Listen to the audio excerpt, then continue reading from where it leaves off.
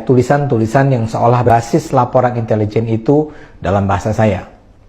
Jadi digambarkan bahwa sejak awal COVID, akhir 2019 sampai Juni 2021, jumlah tentara Cina yang masuk ke Indonesia dengan sepengetahuan dan restu pemerintah Jokowi sudah mencapai 14 juta orang.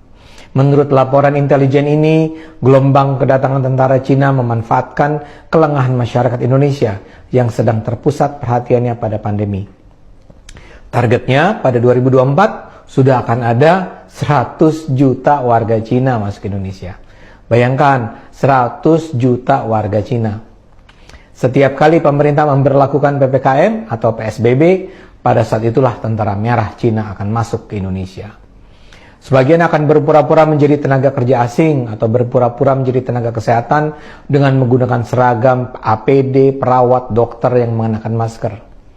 Dalam skenario besar ini, jumlah warga Cina akan mencapai pada titik di mana mereka akan menguasai Indonesia dan menyingkirkan warga pribumi.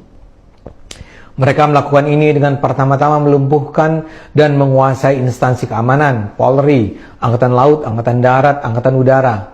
Langkah berikutnya adalah melumpuhkan ekonomi.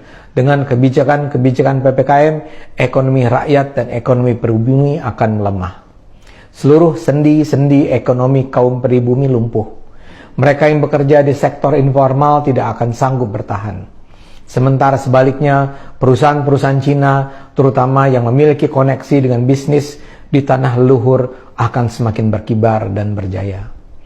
Karena itulah kebijakan PPKM akan terus diperpanjang Jokowi tanpa disadari oleh rakyat yang patuh begitu saja dengan keputusan rezim. Dalam kondisi krisis ini, rezim Jokowi akan semakin memperkuat hubungan kerjasama dengan Cina.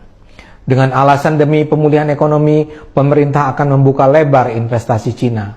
Dan berbeda dengan investasi asing lain, Cina bukan hanya akan mengirimkan modal, namun juga mengirimkan manusia. Yang akan dikirim bukan hanya manajer, ahli, teknisi, tapi juga buruh. Maka di daerah-daerah di mana ada proyek yang dibiayai oleh modal dari Cina, akan juga ditemukan pemukiman-pemukiman yang diisi imigran Cina. Mereka tidak akan mau menggunakan pekerja lokal, karena tujuan mereka memanglah menjajah Indonesia. Mereka juga menguasai media massa, karena itulah kedatangan tenaga kerja asing dan tentara Cina itu tidak akan diberitakan.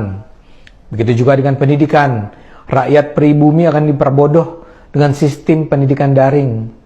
Anak didik pribumi tidak mampu bersaing karena tidak punya sarana pendidikan yang memadai.